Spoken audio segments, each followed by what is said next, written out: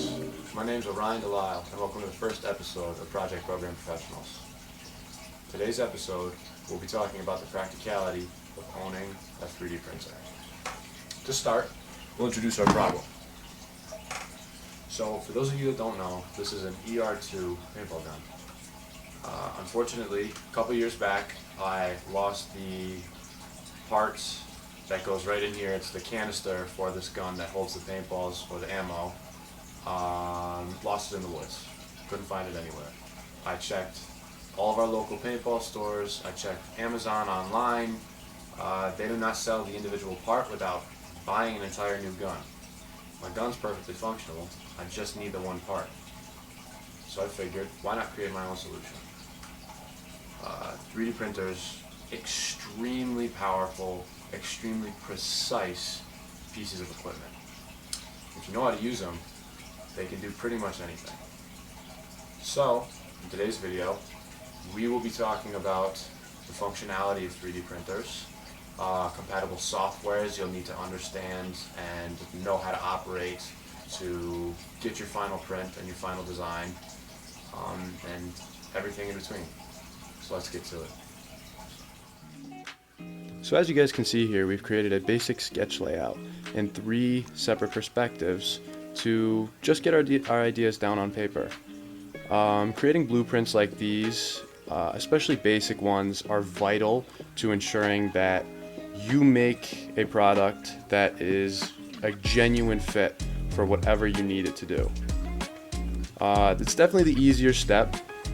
Moving on, we'll be getting into the process of CAD programming, specifically in Fusion 360, and how to get each one of these perspective fits into the CAD online programming and constrained properly. So we'll get to that right now. So to display my CAD program system, software, I use Autodesk Fusion 360. Great software, super efficient, fantastic for sending G-code towards your 3D printer. I'll get into G-code and what it is later, but for now I'm going to throw our designs into this program and I will show you the final look and we'll go from there. So here we are, final design. Didn't take too long. I can constrain the orbit. We can look around a little bit. As you can see, there's the hole on the bottom. There's a fillet on the top that allows it to kind of round off at the very edge, give it a little more structural support. And if you guys can see, the plane is on the bottom, meaning when this transfers to the 3D printer, we will be printing from the bottom section up, going from the ground up. This is very beneficial. If you could imagine this on its side, that would be extremely challenging for the 3D printer to actually put into terms and into a realistic 3D setting. So it's always good to think about what will make it easier for the printer, but we have accurately put our designs into this program. It turns out nice. There's no rough spots, no bad edges. So I will go ahead, I'm going to put this into Creality, which is the 3D print G-code program, and I'll talk a little bit on that, the process behind it, and then we'll get to printing. So to show our step-by-step walkthrough, I figured I'd do absolutely everything I can to make this process as straightforward for you guys. So next step would be to save our part. We'll call it Paintball Extension.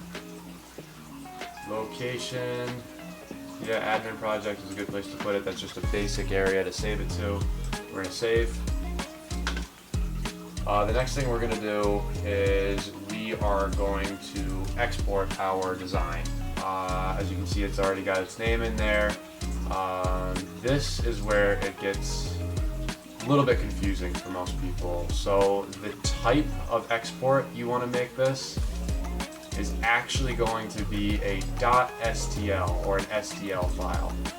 The reason you do this is because when you transport your files into any sort of 3D print software, STL files or OBJ files that has a .obj, way easier to transfer to G-code to then print your code.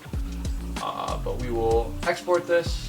I exported it to my downloads, just the basic drive. I'm gonna wait for this to finish and then we'll keep going. So I uploaded everything to Creality. This is our finished print.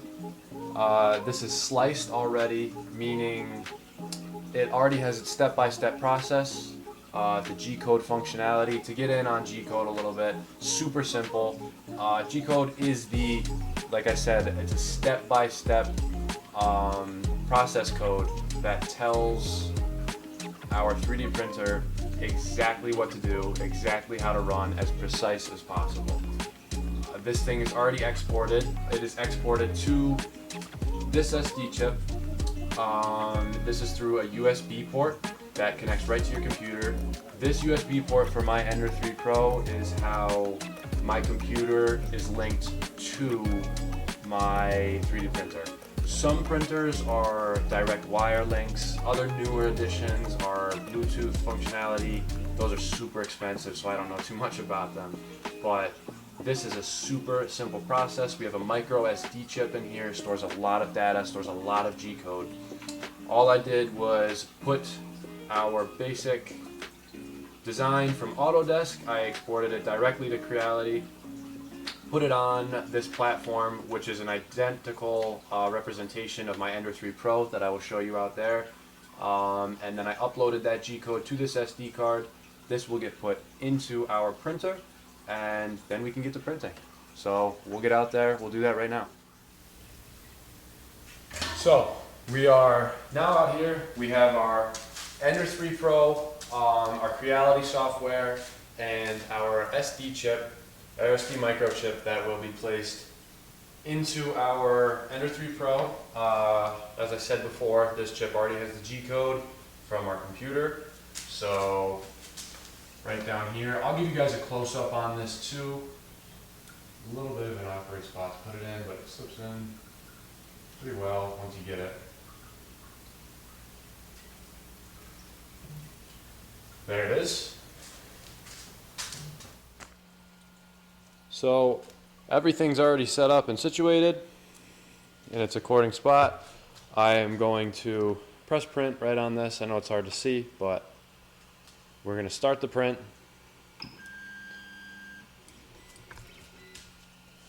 This will go through its basic functionality.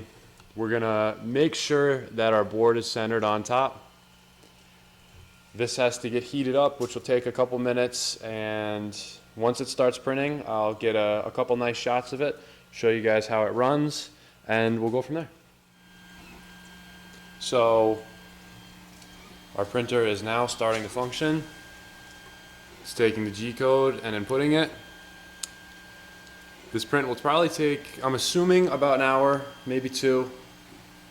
We'll let it run. I'll get a couple nice shots of it, and we'll check out the final product in a little bit.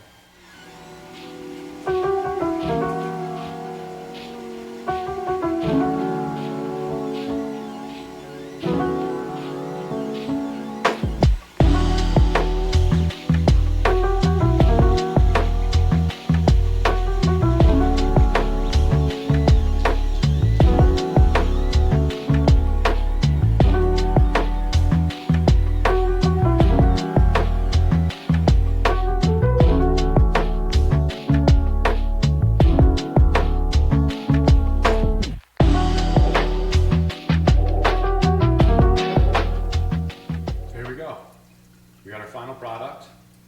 Fits nicely in place. Good snug fit. We'll fill it up with some paintballs. We'll get a couple shots of it rolling, and we'll wrap it up. So we've got a simple target set up at about 20 yards away. We'll fill up our canister with 50 caliber paintballs. Holds about 10 rounds,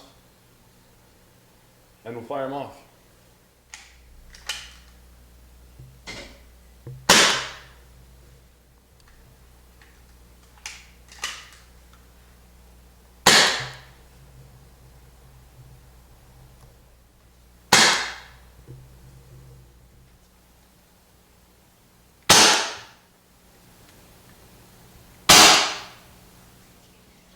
Thanks for watching today's episode.